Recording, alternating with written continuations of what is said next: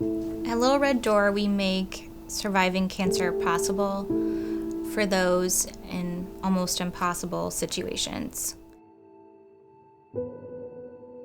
During the year of 2007, I lost over 80% of my income, and I found myself in the Great Recession before a lot of other people found themselves in it.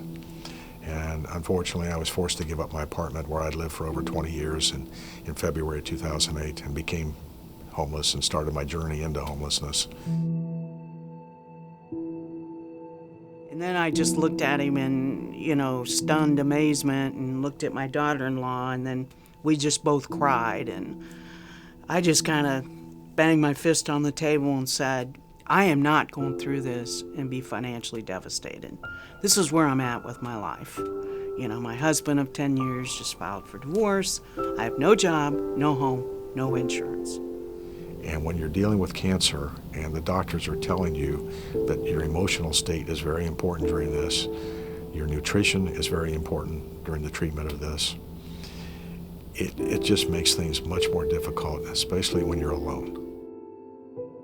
When you've, been given such a heavy diagnosis, to be able to figure out how you're going to make your life work, how you're going to be able to go forward and fit all those pieces of the puzzle together, it can be almost overwhelming. I reached out to the Susan G. Komen organization, and they told me about Little Red Door. So I made the contact with Little Red Door, a navigator by the name of Dawn.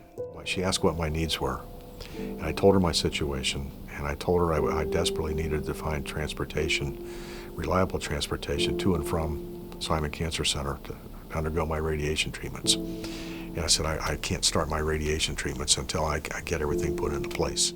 What we do here is try to take away that burden. We're going to, make those calls we need to make. We want to say, hey, we're going to give you a ride to treatment. We're going to take that off of you. Don't worry about that anymore. We're going to take that on. I have one client right now who's lost like 30 pounds in the past 2 months and keeps on losing weight and is having trouble keeping that on. Well, here's some insurer or boost.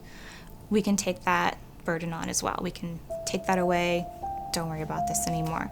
If you've lost your hair and you're worried about how are you going to go to work every day, is everyone going to know? And maybe it's just not something you want to talk about every day. We have, a great wig selection. We have, mini hats, and you take some time to focus on yourself.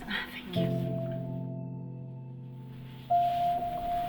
I can. Looks better now. I'm so happy.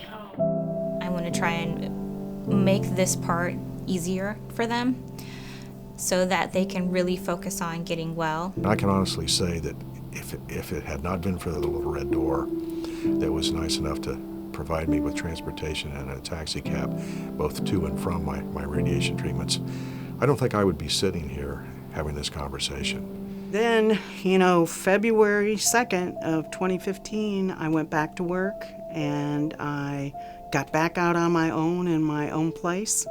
At this point in my life, my surgery is scheduled, my reconstruction, for January 11th, and that'll be 10 days before my 60th birthday.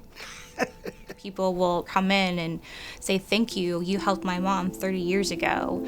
Or, my sister was helped with you in 1960. And it's kind of amazing to think that they carried that with them their whole life. And they bringing me this story, and I got to be a part of one of those stories.